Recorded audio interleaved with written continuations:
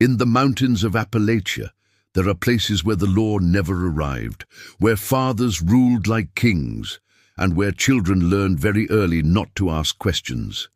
Tonight, I'm going to tell you about one such village and a father who married his own daughters and raised 8 children in complete silence. Before we begin, tell me in the comments where you're listening from, because if you're listening from a small town, you might understand why no one ever spoke. In the far folds of the Appalachian Mountains, where the ridgelines stack like shadows, and the valleys sink so deep they seem to swallow sound itself, there once existed a hollow that did not appear on most maps. It was the kind of place travelers passed without realizing they had passed it, a bend in a dirt road that narrowed into nothing, a stretch of trees that closed behind you once you entered. The people there did not think of themselves as hidden, only forgotten, and in many ways that forgetting became their protection. No post office served the hollow, no church kept formal records, and births were marked not by certificates but by memory, scratched lines on wood, or the quiet nods of women who understood that some things were better left unwritten. At the center of this hollow stood one man, broad-shouldered and deliberate, whose name was spoken with a careful neutrality that bordered on respect and fear in equal measure. He owned most of the workable land, settled disputes without raising his voice, and decided who stayed and who quietly drifted away. When outsiders came, census takers, timber buyers, or the occasional preacher, they were met with polite distance, offered water, maybe food, and gently guided back toward the main road before too many questions could take root. Inside his household, life followed rules that were never spoken aloud, but were always understood. His daughters were raised within the boundaries of the hollow, taught the rhythms of work and obedience long before they were taught the language of choice, their world shaped by mountains that blocked both the horizon and any sense that another way of living existed beyond them. Time passed there differently, measured not in years but in seasons, in harvests and winters survived. And as the daughters grew into women under the same roof where they had been born, the lines that defined family, authority, and necessity began to blur in ways no one openly acknowledged. When the first marriage occurred, there was no celebration, no gathering, no witness beyond the walls of the house and the mountains that had already seen too much. It was spoken of afterward not as something chosen, but as something required. A quiet adjustment to reality rather than a rupture from it. In the hollow, silence was not absence. It was structure, and everyone understood that asking the wrong question could collapse the fragile order that kept food on the table and winter at bay. To the outside world, nothing unusual was happening at all. To those inside, life simply continued, steady and contained, as if the mountains themselves had agreed to look the other way. What happened next did not arrive suddenly, and that was the most unsettling part of it, because in the hollow nothing ever announced itself as wrong when it first began.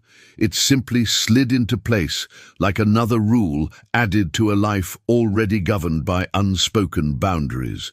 The first arrangement was treated as a private correction to an unavoidable problem, explained in lowered voices and accepted without ceremony, and because there were no outside eyes to contradict it, the explanation hardened into truth through repetition. There was no priest called, no courthouse visited, no paper signed or stored away, only a quiet understanding enforced by authority and proximity, and in a place where survival depended on staying within the lines drawn by the strongest presence, those understandings became law. The daughter involved did not leave the house afterward, did not change her daily tasks or her position at the table, and that continuity itself became the signal to everyone else that this was not an event to be marked, only a condition to be endured. Neighbors, such as they were, noticed small changes before they ever heard words. A different seating arrangement at meals, a new lock on an interior door, a shift in how names were spoken or avoided. When questions surfaced, They were answered with explanations that sounded practical enough to quiet curiosity, explanations about inheritance, protection, the dangers of outsiders, and the need to keep land together in a family that had worked it for generations. In Appalachia, practicality has always been a powerful language, especially when paired with isolation, and most people learned early that pressing beyond it brought consequences they could not afford. Years later, when a second marriage occurred, it did not feel like a rupture but an extension, as if the first decision had carved a path that could now be followed again without resistance. And again there were no witnesses except the mountains, no spoken vows, only the quiet rearranging of roles inside the same house. The daughters remained side by side in daily life, moving through chores and seasons with an eerie sameness, their expressions careful and contained, as though emotion itself had become something dangerous to display. Children began to arrive not announced, not celebrated in the way births often were, even in poor places, but folded into the household with deliberate normalcy, their names recorded inconsistently when recorded at all, sometimes listed under relatives who lived miles away, sometimes omitted entirely. To an outsider passing through, the family might have looked large but unremarkable, a cluster of similar faces shaped by shared blood and hard living. Yet those who lingered long enough began to notice patterns that refused to settle comfortably. Children who resembled not just their mothers, but the man at the center of the household, with an unsettling clarity. Ages that overlapped in ways that did not align with the stories offered, and a tension that hung in the air whenever an unfamiliar voice approached the property. When the third arrangement was made, it was done with even less explanation than before, because by then explanation was no longer necessary. The household had reorganized itself around a reality that could not be undone without unraveling everything that depended on it. The daughters no longer spoke freely to one another, not because they were forbidden, but because silence had become the safest form of communication, a shared understanding that acknowledging the shape of their lives too clearly might make it real in a way that could not be controlled. Outsiders sensed this silence even when they could not name it, describing the place later as heavy or closed, a house where sound seemed to stop at the threshold and where people answered questions politely but without invitation. Over time, the children learned the same discipline, taught not through threats but through example, watching how adults paused before speaking, how stories shifted depending on who was listening, how certain topics caused the room itself to feel smaller. There were no open confrontations, no dramatic moments that demanded intervention, only a long, continuous narrowing of acceptable truth, reinforced by geography and fear, and the quiet certainty that nothing good came from drawing attention to oneself. The hollow protected its own, not because everyone approved, but because survival had taught them that exposure was more dangerous than endurance.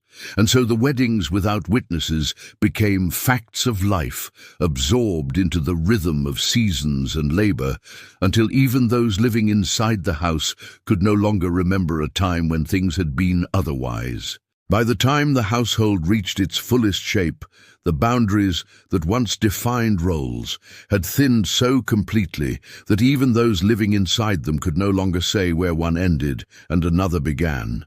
And it was in that quiet confusion that 8 children were raised under a single roof, learning a version of family that made sense only within the hollow itself. The children grew up close in age, close in appearance, and close in proximity, sleeping in adjacent rooms, sharing chores, and absorbing the same lessons without ever being given the language to question them, because language had long ago been stripped of its sharp edges. They were taught who to listen to and when to remain silent, not through discipline as much as repetition, watching how adults lowered their voices when strangers approached, how eyes shifted when certain names were spoken, and how the house itself seemed to tighten whenever the outside world drew near. Inside those walls, everyday life continued with a practiced steadiness that disguised its strangeness. Meals eaten at the same long table, work divided without discussion, winter nights passed in shared rooms where stories were carefully chosen and endings left unresolved. To the children, this was not secrecy so much as normality, a set of rules as fixed as the mountains around them, and because no one ever told them there was another way to understand themselves, they learned to accept contradiction without discomfort. Some were told to call the same man father, others uncle, depending on who might be listening, and they learned quickly that accuracy mattered less than consistency, that what you said was less important than whether you said it the same way every time.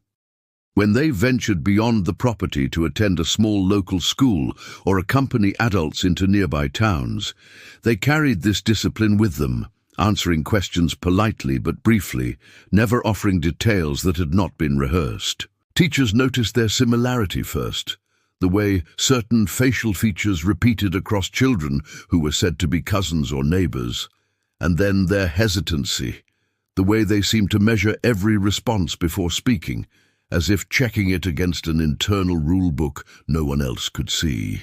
Records, when they existed, told overlapping stories that did not quite align, birth dates that clustered too closely, surnames that shifted from document to document, but in a region accustomed to incomplete paperwork and families spread thin across rough terrain, these inconsistencies did not immediately demand correction. What unsettled those who paid closer attention was not any single fact, but the accumulation of them, the sense that the household was arranged around a truth that could not be spoken without collapsing the fragile order that held it together.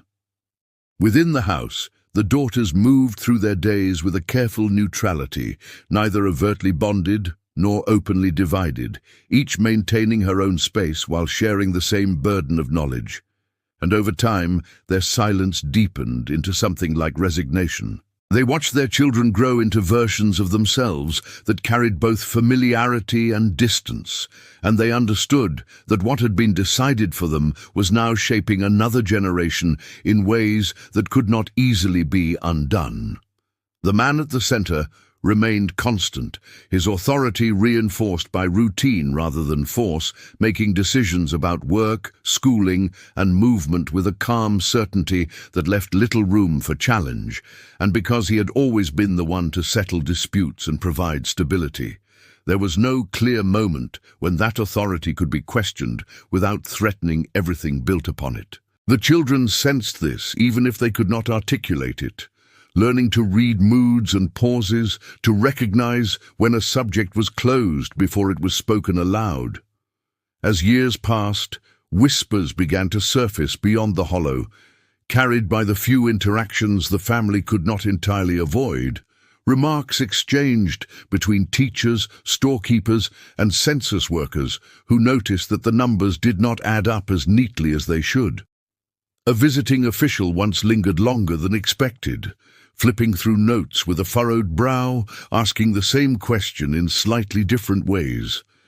And for a moment the household felt exposed, as though the walls themselves might give way under the weight of attention. But the answers offered were calm, rehearsed, and plausible enough to deflect deeper scrutiny, and the official eventually moved on, leaving behind only a residue of unease that settled back into the rhythms of daily life.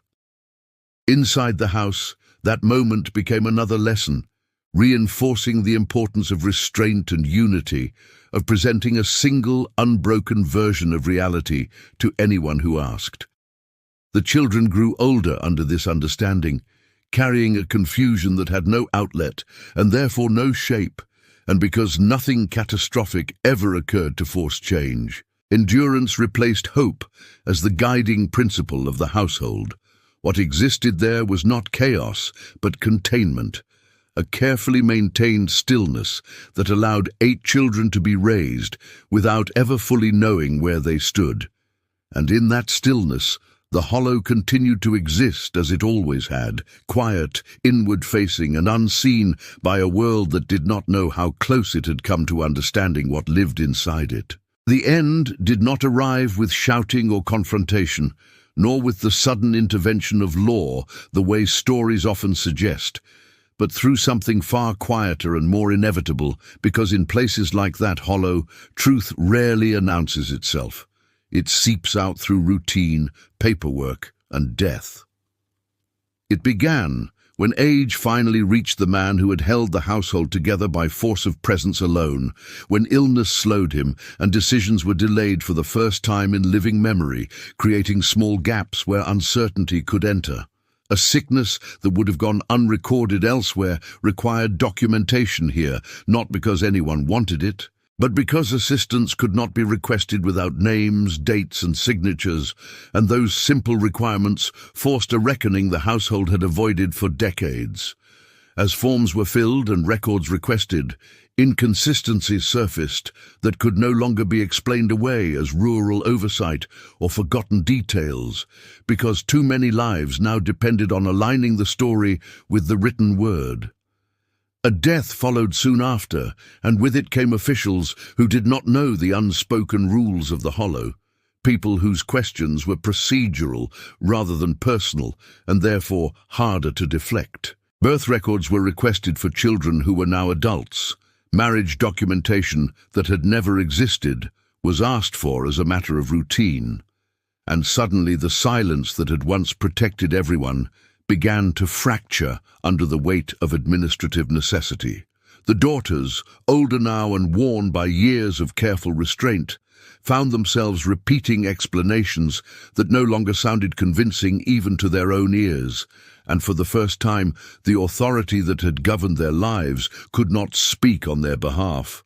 Investigators noticed patterns that could not be reconciled, names that recurred too often, timelines that folded in on themselves, and relationships that made sense only if one accepted a truth no one was willing to state outright. Yet even then, the response was muted, constrained by the limits of evidence and the passage of time, because so much of what had happened existed only in memory, and memory alone was not enough to satisfy the demands of formal judgment.